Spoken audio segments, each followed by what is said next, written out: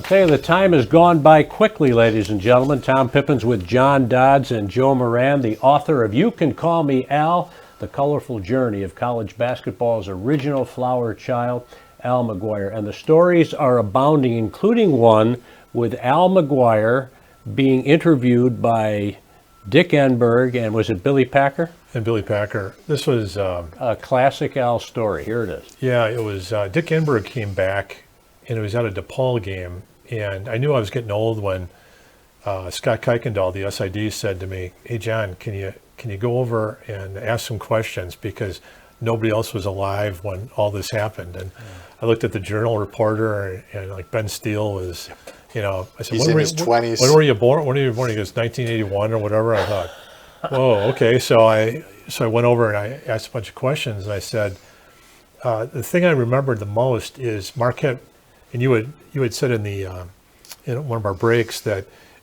after Al died, ESPN did a special. And why don't I turn over to you first? Tell what they did. They played both games of the semifinals of '77 back to back. Yeah, they actually is a terrific tribute to Al, and it showed the respect.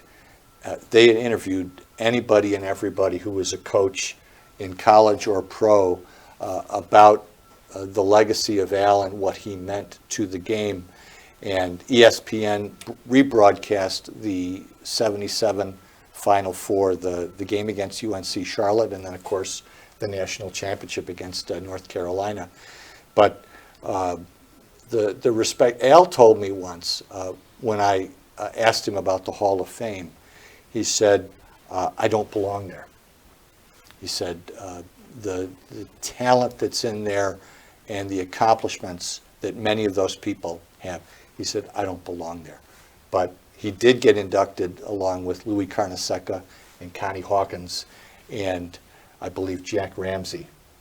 Great class. Yeah, and but Al, he would always kind of downplay his accomplishments and what he meant, but the people who were interviewed in those specials that ESPN did, they couldn't have been more complimentary about not only the way he handled his players, but the way he handled celebrity and the way he handled everything that he did with his career. It was just, it was great to see because in many instances, a lot of us hadn't heard from a number of these people about Al during their careers, but when they came out, there was nothing but high praise and deservedly so.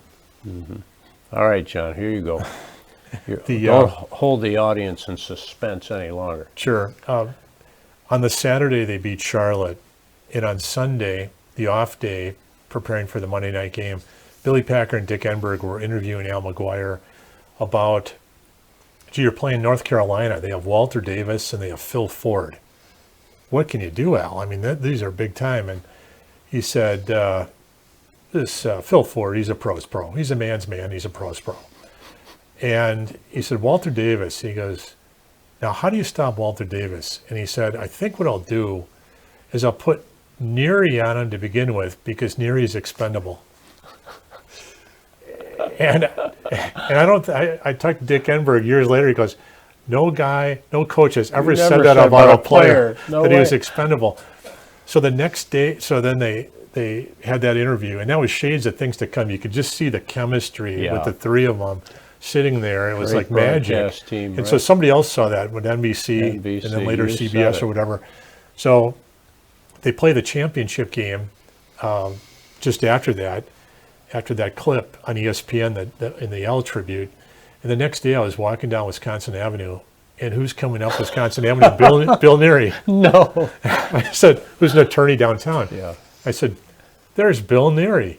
He's expendable. and he's got a big smile on his face, and he said, we watched that championship game, and I got introduced. And then the guy says, he's 6'5", he's from Wauwatosa, Wisconsin. He's Bill Neary. And then he went out to shake hands with Bo Ellis and Butch Lee, and he said, I'm in my living room, and my kids are going, Dad, that's you. And then all of a sudden the the respect my kids had for me grew exponentially. She said, expendable is fine. Yeah. Yeah. He just had a way, didn't he? He just had a way. How about final thoughts for you? Now, forgive me, because I wanted to ask, Al passed when? Was it 99? No, 2001. Okay. So he's So been he gone did- 20 years now. Yeah, that's amazing. I remember Yeah. that day and being at Jay Zoo and Tom Crean, the whole family coming. What did he think of the book? He had an opportunity to see the final product, right? It's funny because John had interviewed him after the book came out, and my wife and I were driving up to Lake Geneva, Wisconsin, and John had Al on the program. You had probably taped it earlier in the week. Right. And so John was trying to lead into it in a way that allowed Al to say something. So I'll let John take the story from there. Well, I said, what did you think of the book? He said, well, it was a First Holy Communion book. He said, my wife loved it. My family loves it. They want to buy more. They're getting more books. They're handing them out to friends. And he said, and he just didn't want like an in-depth, maybe there's some, I assumed my take was there are bodies that are buried that he would rather let lie. But that's what he said, that he really liked it. He said, I've read part of it. Yes, he didn't have the patience to read all of it, but he said the parts I read, I really liked. Well, I'm sure he appreciated the exhaustive research and all the people you came up as he walked down memory lane.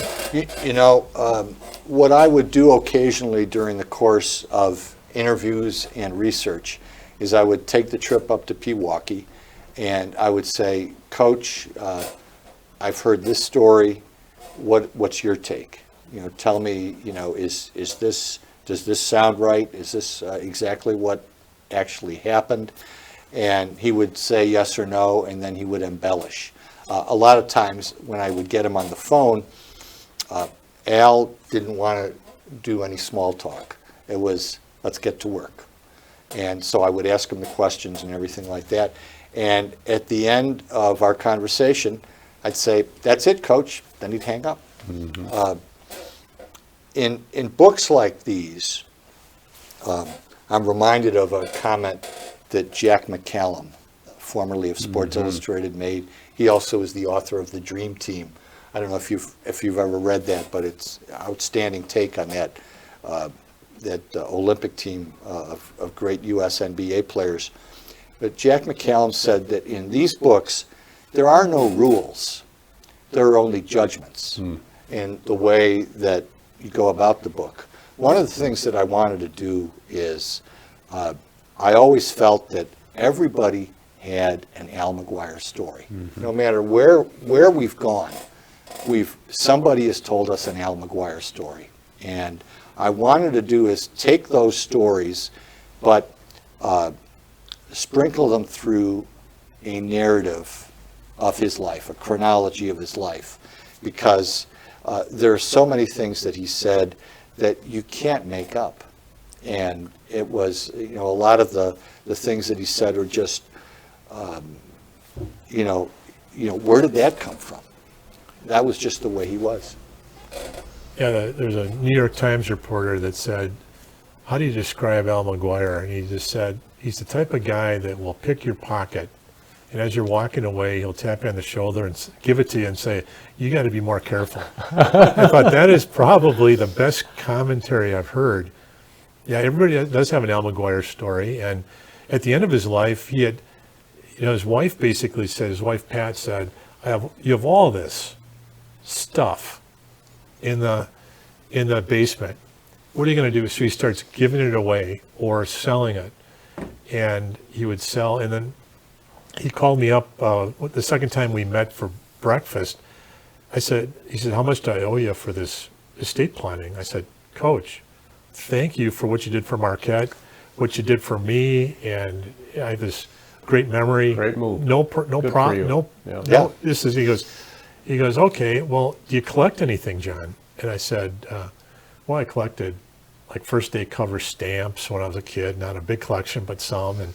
And he just kind of, I said, well, anything else, John? Did you collect toy soldiers? And I said, I collected Matchbox cars. You did? Can you bring them? Can you bring them to our meeting? I said, you want me to bring my Matchbox cars? So I said, okay. So that morning I stopped at my parents' house. I went up in the attic and I grabbed my Matchbox cars and I put them in the trunk. And after we were talking about taxes and this and suggestions for trusts and whatever, he said, well, gee, John, thanks a lot. Did you bring them? I said, the Matchbox cars? He goes, yeah. So we went out into the parking lot and I popped the trunk and he's looking at this collection. He's, oh, I can tell an awful lot about you as a person just by looking at this collection. I didn't know what to make on that. I said, well, what do you mean? He said, you kept the original boxes.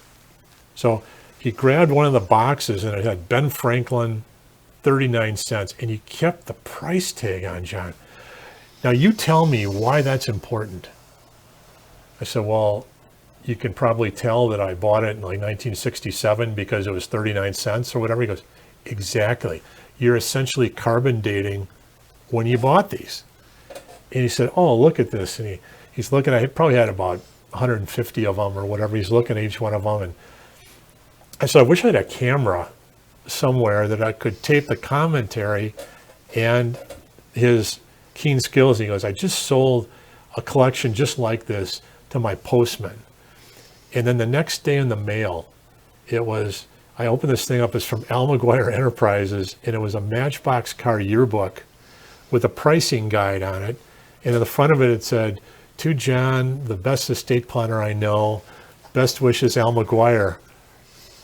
I'm like, wow. So I still have that at home in my den. So, I mean, the guy it was amazing, but I was talking to Mary Schmidt, the old journal reporter, and she was saying that he gave things to people that he knew, toy soldiers, and gave all that stuff away. And Pat said that he gave away most of it by the time he passed away. Toward the end of his life, you mentioned Mary Schmidt. She had sent Al a note while I don't know if this was before he went in the hospice or not, and Al sent her a note in return with a Clara Barton nurse figurine, and somebody had given it to her.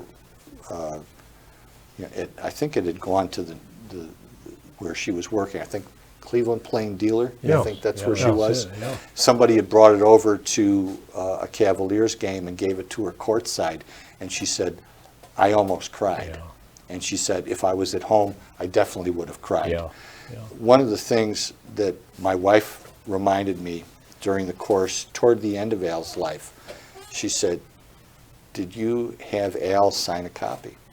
And I said, I haven't. She said, you better get him to sign a copy. So I had Al, I asked him if he would sign the copy for me, and he said, to Joe, thanks, Major League, Al McGuire. Wow. So I think What a compliment. I thought that was one of the things that stood out. You remember Dan Thies, who was an assistant coach to Kevin and to Mike Dean. Mike Dean, yeah. And I get a call at home, and I didn't know, I hadn't remembered sending a copy to Dan Thies if I had. I don't remember if I had, but Dan Thies calls me at home, and he says, Joe, I'm on the road doing recruiting for Mike Dean. I think by this point, Mike Dean was coaching at Lamar down in Texas. He had left, yeah. And he said, Joe, I don't know how you did it, but I can feel Al's pain in the recruiting process. Wow. And he said, I just love the book. So I thought that was very, very nice compliment. And I think Robbie, his son, told me. It all started with him and the connection you had with him, right? Robbie told me, he said, I think he told me this at the funeral. He said, after I read your book, I understood my father better. What a beautiful So I thought that was, that might be the ultimate compliment. Yeah, without question. He was the original flower child in college basketball, as you say in your wonderful book, You Can Call Me Al. He was a beautiful soul. He really was. And the opportunity to be here at WSS with our producer Jason Ruck and to be talking for, golly, about an hour and a half or so, and it goes by quickly, with Joe Moran, Joe Declan Moran, the wonderful author, and to be with John Dodds, a Marquette colleague, and he knows all about the Golden Eagles, the historical part of the land, and your connection together made this possible. So, gentlemen, thank you both. Thank you, Thank you, Tom. Bill. Thanks for the Thanks a lot, Joe. invitation. That was great. And thanks Thank for you being for with the us, everybody. invitation, The man. Pippen Dodds Marquette Video Podcast. John Dodds, publisher of MarquetteHoops.com, part of the 24/7 Sports Network, a subsidiary of CBS Sports. So thanks again, and thanks to our producer and friend Jason Ruck here at Wisconsin Sports Stream. We'll see you next time.